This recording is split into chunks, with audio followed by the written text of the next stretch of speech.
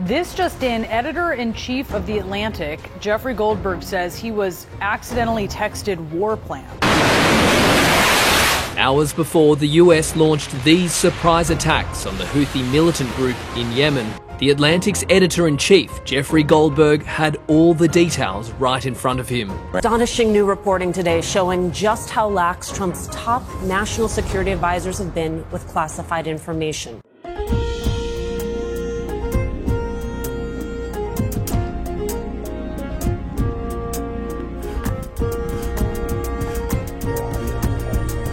በትራምፕ አስተዳደር ውስጥ ከባድ ወታደራዊ ሚስጥር በማፈትለኩ ዝግብ ተነስቷል። በመግቢያችን ላይ ተከታተላችሁትም ከዚሁ ጋር የተያያዘውን ነው ይዘናል። ከልብ የመነጨ የከበረ ሰላምታችን በእያላችሁበት ይድረሳችሁ። ውድ የፈታ ቤተሰቦች እንዴት አረፈዳችሁ? ለሰዓቱ የመራረጥናቸውን መረጃዎች ይዘን ተገኝተናል። አንኳር ጉዳዮችን በማስተዋወቅ እንጀምራለን። በኢቢኤስ ቴሌቪዥን አዲስ ምዕራፍ በተሰኘው ፕሮግራም ላይ ተሰራጨውና በርካቶችን ያስደነገጠው የወጣቷ ታሪክ እያነጋገረ ነው። በርካቶች በዚሁ የወጣቷ ታሪክ ሀዘናቸውን እየገለጹ ባሉበትና የእርዳታ ርብርብ እንዲደረግላት ጥሪ እየቀረበ ባለበት በአሁኑ ወቅት ውዝግብ ያስነሳ መግለጫ ተጋርቷል። የባለ ታሪኳ ታሪክ የተሰራጨበት ቴሌቪዥን ጣቢያ ስሜን አጥፍቷል ያለ ዩኒቨርሲቲ ክስ እንደሚመሰርት ማስጠንቀቂያ መስጠቱ ተሰምቷል። ዝርዝር መረጃውን ከጥንቅራችን ይሰማሉ። በትግራይ ክልል ሙሉ በሙሉ የትራንስፖርት አገልግሎት የተቋረጠ መሆኑን የሚያመለክት አንድ መረጃ ወጥቷል። የክልሉም አንድ ኃላፊ አስታውቋል። በምን ጉዳይ የሚለውን በተመለከተ ጥንቅራችን ላይ ያደርሳችሁ ይዞታል። ዓለም አቀፍ አበባ አምራቾች ከኢትዮጵያ እየወጡ ነው። በኢትዮጵያ አበባ ምርት ላይ የተሰማሩ ድርጅቶች ከ100 በላይ ይሆናሉ። አሁን ላይ ግን ቁጥራቸው እየቀነሰ መምጣቱ ነው የተነገረው። ዓለም አቀፍ የአበባ አምራቾች በተለይ በአማራ ክልል የጸጥታ ሁኔታ የተነሳ ሀገሪቷን ለቀው እየወጡ መሆኑ ነው የተሰማው። መረጃው ዝርዝር አለው። የፕሬዝዳንት ዶናልድ ትራምፕ ጉዳይ አሁንም በስፋት እያነጋገረ ቀጥሏል። በአገሪቱ ጥብቅ የተባለው መረጃ በድንገት ለአደባባይ መብቃቱ ጉዳይ አስተዳደሩን አምሶታል። የበርካታ ሚዲያዎችን መነጋገሪያ ሆኗል። ጥንቅራችንም ይህንኑ አነጋጋሪ ጉዳይ ላይ ያደርሳችሁ ይዞታል። በኤርትራ ለወራት በእስር ላይ ቆዩት የአዘርባይጃን ዜጎችና መርከቦች መለቀቃቸው ተሰምቷል። መረጃውን እናደርሳለን። እስከ ፍጻሜው አብራችሁን ቆዩ። የምንለቃቸው ዕለታዊ ትኩስ ዜናዎች እንዲደርሷችሁ ላይክ፣ ሼር፣ ሰብስክራይብ ማድረግ እንዳትረሱ።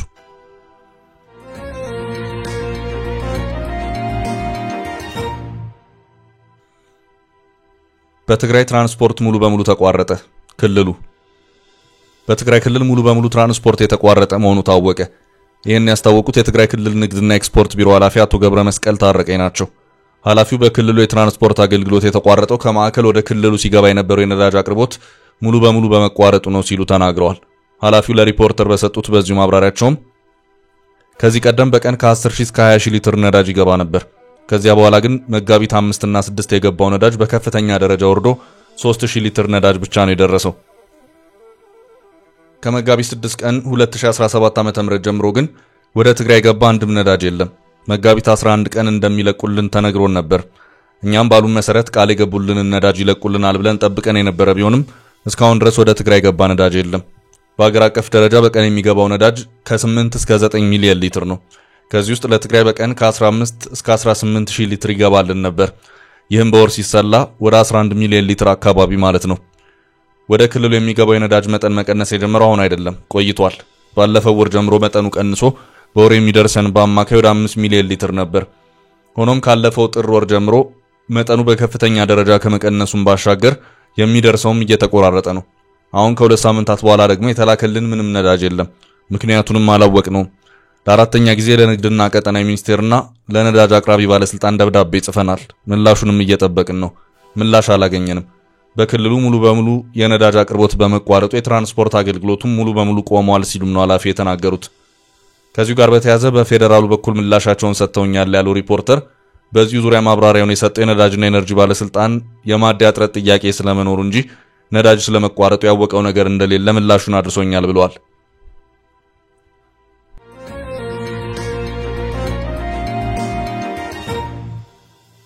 በቀጣይ መረጃ በአነጋጋሪው ቃለ ምልልስ የዩኒቨርሲቲው ማሳሰቢያ በኢቢኤስ ቴሌቪዥን አዲስ ምዕራፍ በተሰኘው ፕሮግራም ላይ ተሰራጨው በርካቶችን ያስደነገጠው የወጣቷ ታሪክ እያነጋገረ ነው። በርካቶች በዚህ የወጣቷ ታሪክ ሀዘናቸውን እየገለጹ ባሉበትና የእርዳታ ርብርብ እንዲደረግላት ጥሪ እየቀረበ ባለበት በአሁኑ ወቅት ውዝግብ ያስነሳ መግለጫ ተጋርቷል።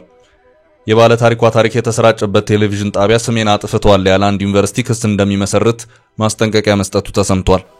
የወጣቷን የህይወት ጉዞ ከልጅነት እስከ ዕውቀት የሚያትተው ይሄው ፕሮግራም በርካቶችን ያስደነገጠና እጅግ ያሳዘነ ሲሆን ፍጹም ከሰባዊነት ባፈነገጠ መልኩ በደረሰባት ጾታዊ ጥቃት ተደፍራ ከባድ ጉዳት ያስተናገደችውን አሳዛኝ ወጣት ታሪክ ያትታል።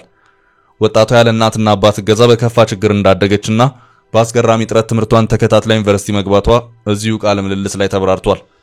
የ12ኛ ክፍል ውጤት ከመጣላት በኋላ ዩኒቨርሲቲ ገብታ የነርስ ትምህርት ስትከታተል እንደነበር ባለ ታሪኳ ወጣት በመግለጽ በአንድ አሳዛኝ አጋጣሚ ህይወቷን የሚያጨልም ክስተት መፈጠሩን በእንባ እየታጠበች አስረድታለች። ወጣቷና ሌሎች ተማሪዎችን አጋቾች ጥይት እየተኮሱ ከዩኒቨርሲቲው አግተው መሰወራቸውን የተገለጸው ከታገቱት ተማሪዎች ውስጥ አንዷ የሆነችው ወጣቷ አጋቾች ለውትድርና እንደሚፈልጓቸው በመግለጽ ከአንድ ዓመት በላይ በጫካ ውስጥ አግተው እንደያዟቸው በሐዘን ስሜት እንባዋን እያፈሰሰች አብራርታለች። ከአንድ ዓመት ከ6 ወራት በኋላ አንድ ባንድ ያገቷቸውን ተማሪዎች በአሰቃቂ ሁኔታ መድፈር እንደጀመሩና እሷም የዚሁ አሰቃቂ ኢሰባዊ ተግባር ሰለባ መሆኗን በቃለ ምልልሱ ላይ ተመልክቷል።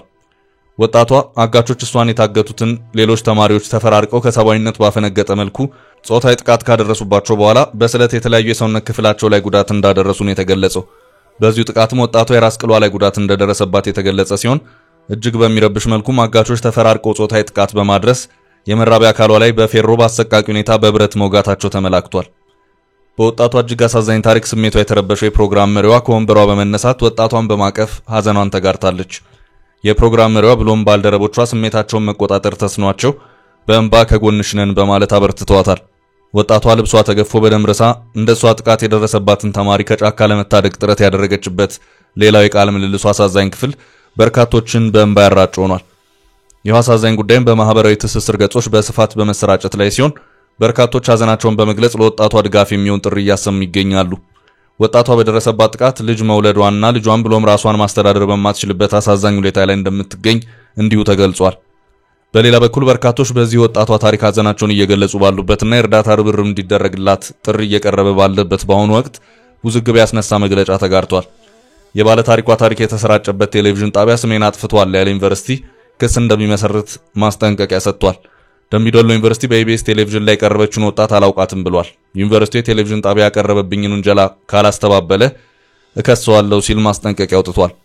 ዩኒቨርሲቲው በትላንትናው ዕለት ማስታወቂያ በሚል ባሰራጨው የማስጠንቀቂያ መልእክት በቀን 14/7/2017 ዓ.ም በኢቢኤስ ፕሮግራም ላይ በተደረገ ቃለ ምልልስ ብርቱካን ተመስገን ከበደ የተባለች በ2013 የትምህርት ዘመን በደምቢዶሎ ዩኒቨርሲቲ የሁለተኛ ዓመት የፋርማሲ ተማሪ ነበርኩ በማለት የሰጠችው ሐሳብ ስህተት መሆኑና ዩኒቨርሲቲው የፋርማሲ ትምህርት ሲሰጥ በ2013 የሁለተኛ ዓመት ተማሪ እንዳልነበረው ይገልጻል በማለት አስተባብሏል።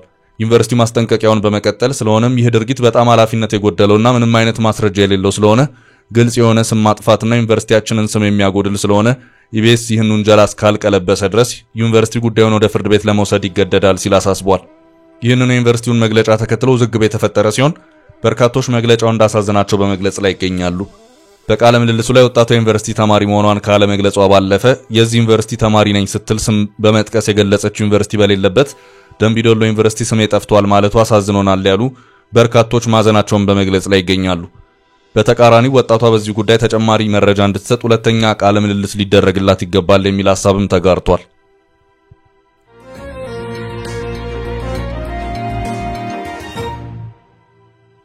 ወደ ቀጣይ መረጃ አለፍ። ያፈተለከ ወታደራዊ መረጃ። የፕሬዝዳንት ዶናልድ ትራምፕ አስተዳደር ወታደራዊ ሚስጥር በአደባባይ እንዲዝረከረክ የመደረጉ ጉዳይ በእጅጉ እያነጋገረ ነው። የትራምፕ አስተዳደር ከፍተኛ የሴኩሪቲ ሰዎች አንድ ጥቃት የሚመለከትን ወታደራዊ ውይይት እያደረጉ ነበር። ውይይቱ በየመን ሁቲ ታጣቂዎች ላይ ለሚወሰደው ወታደራዊ እርምጃ ዙሪያ ትኩረቱን በማድረግ የተካሄደ ነው። ወታደራዊ አመራሮቹ ውይይቱን ያደርጉ የነበረው ለዚሁ ተግባር በተዘጋጀው ጥብቅ የመረጃ መለዋወጫ መተግበሪያ ወይም አፕሊኬሽን ነበር። በዚህ ለሀገሪቱ ከፍተኛ ወታደራዊ አመራሮች ብቻ በተፈቀደ የመረጃ መለዋወጫ የወቅቱ የሐሳብ ልውውጥ ወይም ሲክሬት ቻት ውስጥ ግን አንድ የዚሁ አባል ያልሆነ ሰው ተካቶ የመረጃ ልውውጡን ተከታትሏል። ይህ ሰው የዘ አትላንቲክ መጋዚን ኤዲተር የሆነው ጄፍሪ ጎልድበርግ ነበር። በውይይቱ ወቅትም በመጨረሻ የተደረሰበት ድምዳሜ የየመኖቹ ሁቲ አማጽያን ላይ አየር ጥቃቶች በየትኛው ኢላማና ስንት ሰዓት ይፈጸሙ የሚለው ነበር። በመጨረሻም ዝርዝር የጦርነት እቅዱ ለሁሉም ተሳታፊዎች ሲላክ እንደ አንድ የስብሰባው ተሳታፊ ለራሱ ለጋዜጠኛውም ጭምር ተልኮለታል። ኦፕሬሽናል ዋር ፕላን የሚባለውን ዝርዝር የጦርነት እቅዱን የላኩት ደግሞ መከላከያ ሚኒስትሩ ፔት ሄግሰን ናቸው። በዚህ ኦንላይን የሐሳብ ልውውጥ ወይም ቻት ውስጥ የነበረው የዛ አትላንቲክ ኤዲተር ጄፍሪ ጎልድበርግ በተያዘው ቅድ መሰረት ጥቃቱ ከመፈጸሙ ከሰዓታት በፊት ስለተያዘው ቅድ ዝርዝር ሁኔታ የነበረው ብቻ ሳይሆን በተላከለት ሰዓት መሰረት ጥቃቱ መፈጸሙን አረጋግጧል። እናም ከክስተቱ በኋላ መረጃውን ለህዝብ አጋርቷል። ሁኔታው በርካቶችን ያስደነገጠ ነበር። ጄፍሪ ጎልድበርግ መረጃውን ሲጽፍም እኔ በከፍተኛ ወታደራዊ አመራሮች ኦንላይን የሐሳብ መለዋወጫ ስብሰባ ውስጥ ተሳትፌያለሁ በማለት መረጃውን አካቷል። እናም ይህንን ሁኔታ በቅርበት የተከታተሉ ሰዎች የትራምፕ አስተዳደር እንዴት በዚህ ደረጃ ሀገሪቱን ብሔራዊ መረጃ ማዝረክረክ ውስጥ ይገባል ሲሉም ጠይቀዋል። ጄፍሪ ጎልድበርግ በሰጠው ማብራሪያ እኔ በዚህ ኦንላይን የከፍተኛ ባለስልጣናት ስብሰባ ላይ የተሳተፍኩት አስቤበት አይደለም። በተቀመጥኩ በድንገት በስብሰባው ላይ ለመሳተፍ የሚያስችለኝ ሊንክ ተላከልኝ። በወቅቱም ግራ ተጋባሁ። ከቅርብ ጓደኞቼና የሥራ ባልደረቦች የተላከ ፕራንክም መሰለኝ። ያንን ሊንክ የላኩልኝ ደግሞ የፕሬዝዳንት ትራምፕ የብሔራዊ ጸጥታ አማካሪው ማይክል ዋልትስ ናቸው። ሰዓቱን ጠብቄ ስከፍት ወደ ኦንላይን ስብሰባው ገባሁ። ከዚያም ጥቂት ከተከታተልኩ በኋላ ደንግጬ ወጣሁ። አቋርጬ ወጣሁትም እንዴት እንደዚህ ሊሆን ቻለ በሚል ነው። ሁኔታውን በአፋጣኝ ለዋይት ሃውስ አሳወቅኩ ሲልም ተናግሯል። በዚሁ ስብሰባ ላይም የትራምፕ ምክትል ጄዲ ቫንስ፣ የውጭ ጉዳይ ሚኒስትሩ ማርኮ ሩቢዮና መከላከያ ሚኒስትሩ ፔት ሃግሴት ነበሩ። እንዴት በዚህ ደረጃ አንድ ትልቅ ሀገር የጦርነት እቅድ አደባባይ ይወጣል በማለት ጉዳዩ ምርመራ ይደረግበት የሚሉ ድምጻቸውን እያሰሙ ይገኛሉ። ጭቅጭቁ ፕሬዝዳንት ትራምፕን አካቶ መካሄዱን ቀጥሏል። መከላከያ ሚኒስትሩ ፈጽሞ ዝርዝር የጦርነት እቅድ ለማንም አላከም ሲሉ ሲያስተባብሉ፣ በሲኤንኤን ቀርቦ ማብራሪያ የሰጠው ጋዜጠኛ ጎልድበርግ ደግሞ ሚኒስትሩ ዋሽተዋል ብለዋል። ትራምፕ የማን ነው ዘ አትላንቲክ ሲሉ ሚዲያውን ለማጣጣል ሲሞክሩም ታይተዋል። አንዳንዶች መከላከያ ሚኒስትሩ ከስልጣን መውረድ አለባቸው እያሉም ይገኛሉ። ጉዳዩ አሁንም አወዛጋቢ ሆኖ እንደቀጠለ ነው። This just in, editor-in-chief of The Atlantic, Jeffrey Goldberg, says he was accidentally texted war plans. Hours before the US launched these surprise attacks on the Houthi militant group in Yemen, The Atlantic's editor-in-chief, Jeffrey Goldberg, had all the details right in front of him. Astonishing new reporting today showing just how lax Trump's top national security advisors have been with classified information.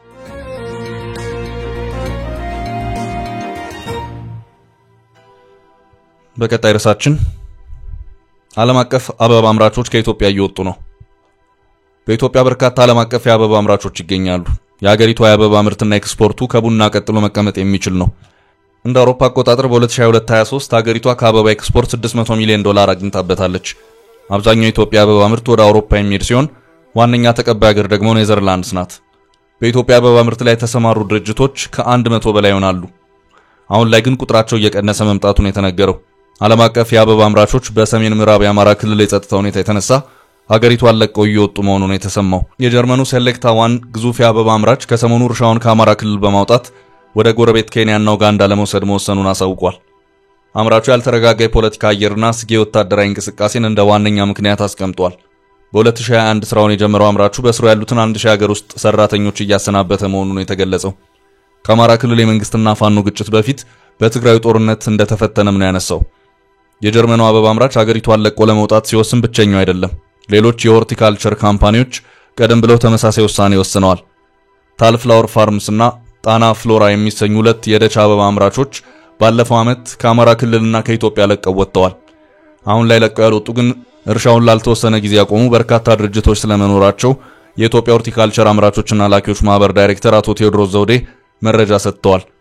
በተለይ 3 የደች አበባ አምራቾች ማለትም አቢሲኒያ አበባ፣ ደች አበባ ቡድንና አልፋ ፍሎራ አበባ አምራች አበባ ማምረታቸውን ባለፈው ዓመት ሙሉ በሙሉ እንዳቆሙ ነው ዳይሬክተሩ የሚናገሩት።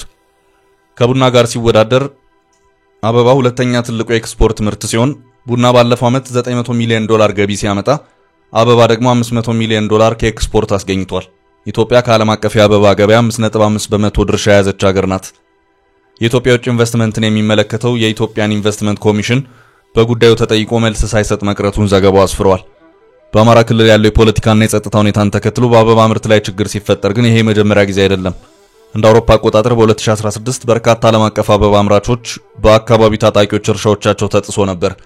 በርካቶች በሰራተኞቻቸው ላይ ጥቃት ሲደርስም ተመልክተዋል። አሁን ለቆ እንደወጣ ያስታወቀ የጀርመኑ ሴሌክታ ዋን ዋና ስራ አስፈጻሚ ፐር አንግሳር ክሌም ለቆ ስለመውጣት ውሳኔ በሊንክዲን ባሰፈሩት መልእክት ተገደን የለቀቅነው ብለዋል። መራሩን መድኃኒት መዋጥ ነበረብንም ሲሉ አክለዋል። በኦሮሚያ ክልልም ዓለም አቀፍ የአበባ አምራቾች በተመሳሳይ ለቀው የሚወጡበት ሁኔታ መፈጠሩን ዘገባው አስፍሯል። በኦሮሚያ እገታ ዋነኛው ምክንያት ሆኖ ተጠቅሷል።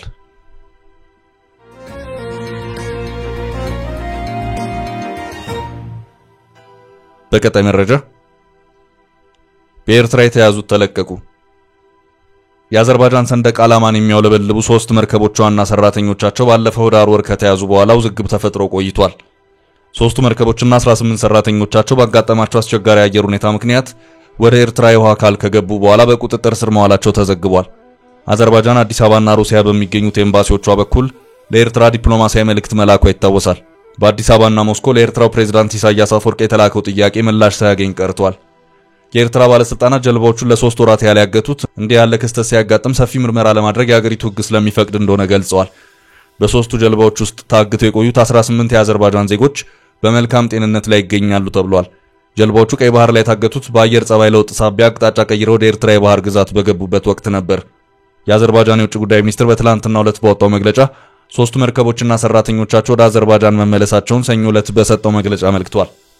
የአዘርባይጃን የውጭ ጉዳይ ሚኒስቴር በሰጠው መግለጫ ከህዳር ወር ጀምሮ ተይዘው የነበሩት 18 ሰራተኞች ከሀገሪቱ የውጭና የትራንስፖርት ሚኒስቴር እንዲሁም የአዘርባይጃን ካስፒያን ማጓጓዣ ኩባንያ ጋር በመተባበር በተደረገ የረጅም ጊዜ ድርድር መለቀቃቸውን አብራርቷል።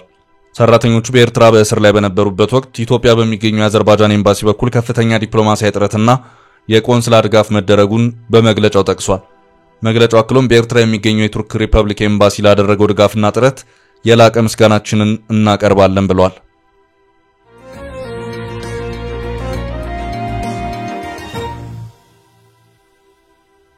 በመጨረሻም ቻድ ለሱዳን ማስፈራሪያ መልስ ሰጠች። ራሳችንን እንከላከላለን። የሱዳኑ ጦር ጀነራል ያሲር አላታ አስፈላጊ ከሆነ የቻድ ኤርፖርትን እናጠቃለን ሲሉ መግለጻቸውን መዘገባችን ይታወሳል። ጀነራሉ የቻድ ኤርፖርት ኢላማችን እንደሚሆን አትጠራጠሩ ሲሉ ነበር ትላንት ያስፈራሩት። ቻድ ለዚሁ ዛቻ ዛሬ ምላሽ ሰጥታለች። ላለፉት 2 ዓመታት ከቀጠለው የሱዳን የእርስ በርስ ጦርነት ጋር በተያያዘ የተባበሩት አረብ ኤምሬትስ ዩኤኢ የሱዳን ጦር ኃይል እየተፋለመ ያሉትን ጀነራል መሐመድ ሐምዳን ዳጋሎን በትጥቅና ሎጂስቲክስ እያገዘች ነው በሚል በሱዳን መንግስት በኩል ክስ ይቀርብባታል። የተባበሩት አረብ ኤምሬትስ ዩኤኢ ለጀነራል ዳጋሎ ኃይል የጦር መሳሪያን እያቀረበች ነው እየተባለ ያለው ከሱዳን ጎረቤቶች መካከል አንዷ በሆነችው ቻድ በኩል ነው። ጦር መሳሪያውን በማራገፉም በኩል የቻድ ኤርፖርቶች ሰፊ ግልጋሎት እየሰጡ ነው ይባላል። ከዚያም መሳሪያው ተጭኖ ወደ ሱዳን የሚገባው በየብስ ጭነት ነው በሚል የሱዳን መንግስት ክስም ያሰማል። ታዲያ የሱዳን ጀነራል ይህንን ኤርፖርት እንመታለን ማለታቸው ከቻድ በኩል ቅሬታ ፈጥሯል። ቻድ ካስፈለገ ራሴን እከላከላለሁ ስትል ነው መልስ የሰጠችው። የሱዳን ከፍተኛ ጀነራል ባለፈው ሳምንት መጨረሻ ነበር ቻድን ያስፈራሩት። የቻድ የውጭ ጉዳይ ሚኒስቴር ጠንከር ያለ መግለጫ መልስ ለሱዳን ሰጥቷል። የሱዳኑን ጀነራል ዛቻ በቁም ነገር እንመለከተዋለን ሲል ነው መግለጫው የገለጸው። ዛቻው ቻድ ላይ በቀጥታ ወረራ ለመፈጸም እንደተሰነዘረ እንቆጥረዋለንም ይላል። ዛቻው ወደ ድርጊት ከተለወጠ ቻድ ራሷን ትከላከላለች ሲል ሚኒስቴሩ ገልጿል። በኃይል ለሚመጣ እርምጃ የኃይል መልስ ለመስጠት ሀገራችን ሙሉ መብት አላት ብሏል። ሚኒስትሩ አክሎ ከቻድ ግዛት 1 ኢንች መሬት ላይ ጥቃት ከደረሰ ቻድ ዓለም አቀፍ ራስን የመከላከል ሕግ ተጠቅማ ፈጣን መልስ ትሰጣለች ሲል ማስጠንቀቂያውን በማስጠንቀቂያ መልሷል። የሱዳኑ ጦርነት የውስጥ ጉዳያችሁ ነው፣ ቻድ ጣልቃ አትገባም ሲል ነው የውጭ ጉዳይ ሚኒስቴሩ እጅ የለበትም ያለው። ቻችን ለዛሬ ያዝንላችሁ ርዕሰ ጉዳዮች እዚህ ላይ ቋጨን። ላይክ፣ ሼር እና ኮሜንት በማድረግ ለቻናላችን ድጋፋችሁን መግለጽ እንዳትዘነጉ እያልን ከሌሎች መረጃዎች ጋር ደግመን እስክንገናኝ ቸር ያሰማን ስንል ተሰናበትን።